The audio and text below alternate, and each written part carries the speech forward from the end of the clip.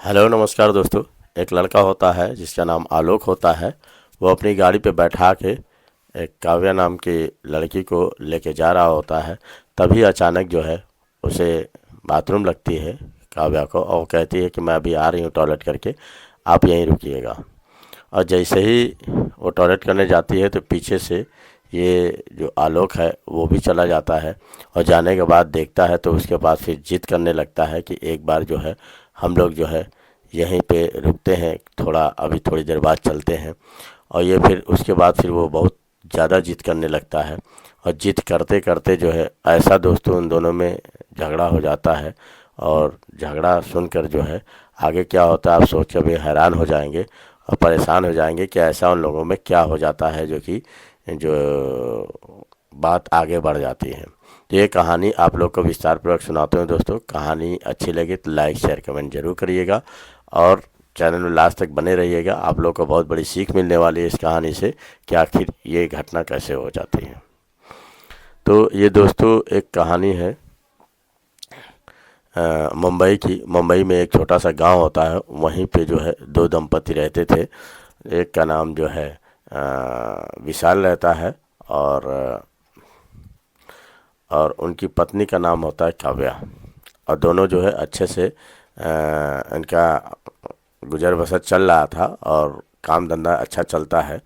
एक दिन होता है क्या है दोस्तों कि एक दिन जो है एक पुलिस घर पे आती है, और आने के बाद जो है दरवाज़ा खटखटाती है। और जब काव्या खोलती है तो पता चलता है, वो थानेदार कहता है कि आपके पति आलो विशाल कहाँ हैं।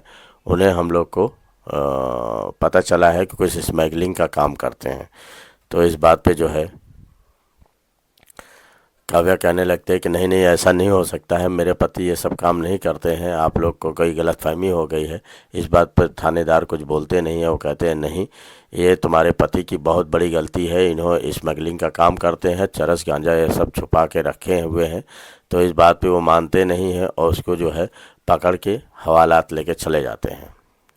जेल लेके जब चले जाते हैं तो काव्या भी वहाँ जाती है, और उस थानेदार की नज़र जो है काव्या पे पड़ती है।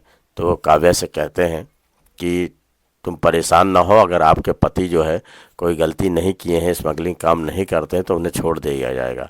तो इस बात पे काव्या बहुत शांत हो जाती है। लेकिन वो ले जाके जब थाने में बंद कर देते हैं तो वो कहते हैं कि मैं आपके घर चल के देखता हूँ, तलाशी लेता हूँ, अगर कहीं कुछ नहीं मिलता है तो आपके पति को छोड़ दिया जाएगा।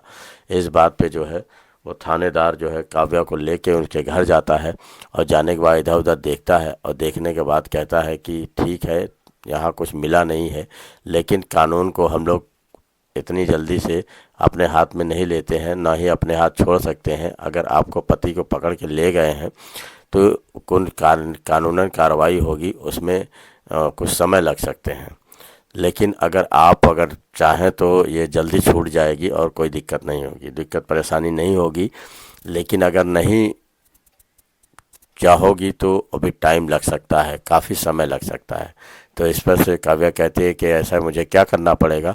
कुछ नहीं, बस एक दिन की रात बितानी पड़ेगी, उसके बाद में आपके पति को छोड़ दिया जाएगा। इस बात पे वो थानेदार जो है उसके साथ जो है शारीरिक संबंध बनाता है, और शारीरिक संबंध बनाने के बाद कहता है ठीक तुम कल थाने आ जाना और तुम्हारे पति को जो है छोड़ दिया जाएगा।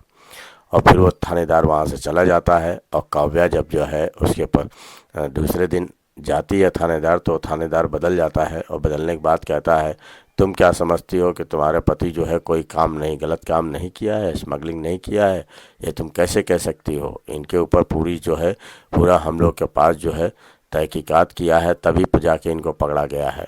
फिर उसको समझ में नहीं आता है कि आखिर ये कैसे किस तरीके से ये बात कर रहा है। कल तो हमारे साथ इसने बहुत गलत अश्लील हरकतें की और हमारे साथ जो है इसने जो है रात बिताई, और आज ये बदल गया है।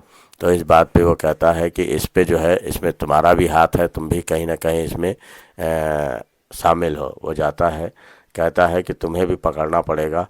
और फिर काव्या वहाँ से जब चली जाती है गुस्सा होके, तो उसके बाद थानेदार कुछ लोगों के साथ जाता है और कहता है कि इसमें इसका भी हाथ है, इसकी पत्नी को ज़रूर कुछ ना कुछ राज मालूम है क्योंकि जब तक हम लोग उसको नहीं पकड़ेंगे ये राज बताएगा नहीं। तो वो जाते हैं और काव्या को पकड़ लाते हैं और उसको भी हवालात में बंद कर देते हैं। और जब हवालात में बंद कर देते हैं तो उसके बाद जो है उसे समझ में नहीं आता है काव्या को कि अब मैं क्या करूं, कैसे करूं। तो उसे कुछ दिन पहले एक लड़का जो आलोक नाम का होता है प्रपोज करता है, और प्रपोज करता है तो ये उसमें गुस्सा हो जाती है, और वो लड़का विधायक का होता है। तो वो गुस्सा हो जाती है, कहती है कि देखो मैं सीधी सादी घर की लड़की हूँ और मैं तुम्हारे साथ जो है नहीं रह सकती और नहीं चल सकती। लेकिन वो बहुत प्यार करता था उससे, और कहने को मजबूर हो गया कि आप मुझसे शादी कर लो। लेकिन ये शादीशुदा पहले से थी, तो ये उसको मना कर देती है। मना कर देती है तो आलोक जो है मन मार के रह जाता है, बोलता नहीं है। तो जब ये जेल में बंद रहती है, इसके साथ जो है कई बार जो है वो थानेदार उसके साथ सेक्स करता है, और उसको काफ़ी दिन ऐसे ही उसी के साथ सेक्स किया करता है। तो उसको समझ में नहीं आता है कि आखिर हम क्या करें। तो फिर एक दिन वो थानेदार से कहते हैं कि आप मुझे फ़ोन दीजिए, मुझे कुछ बातें करनी है अपने मम्मी पापा से।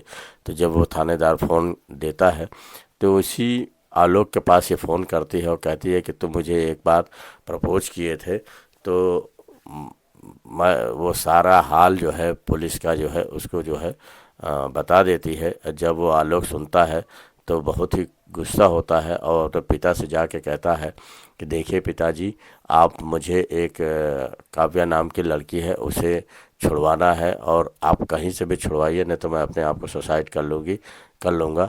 तो इस बात पे जो है वो कहते हैं उनके पिता कि ऐसा क्या है उस लड़की में। तो वो बताते हैं कि उसे मजबूर करके वो थानेदार बहुत ही ज़बरदस्ती और बहुत ही दुख पहुंचा रहा है, तो आप उसे ले आइए। तो इस बात पे जो है वो जो विधायक थे वो अपने बेटे की जिद पूरी करने के लिए जो है परेशान हो जाते हैं, और फिर जाते हैं कुछ इधर उधर फ़ोन लगाते हैं।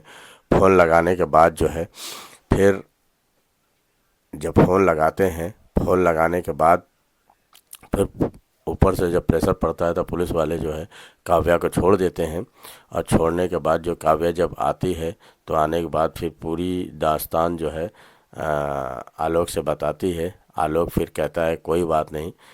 तो वो कहता है कि अब तुम मुझसे शादी करने के लिए तैयार हो। तो वो कहती है कि देखिए मैं शादी आपसे कैसे कर सकती हूँ, क्योंकि मेरे पति भी अभी हैं। तो इस बात पे जो है वो पति भी उनका जो है बहुत ही कमज़ोर हो चुका था, और धीरे धीरे जो है पुलिस कस्टडी में ही जो है उसे उसकी तबीयत ख़राब हो जाती है और वहीं वो मर जाता है।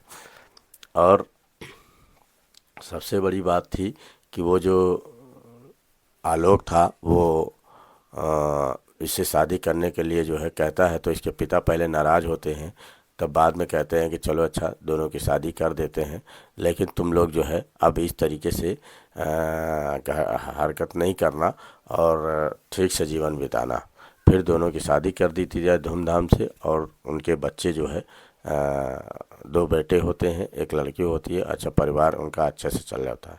नमस्कार, धन्यवाद, नमस्कार।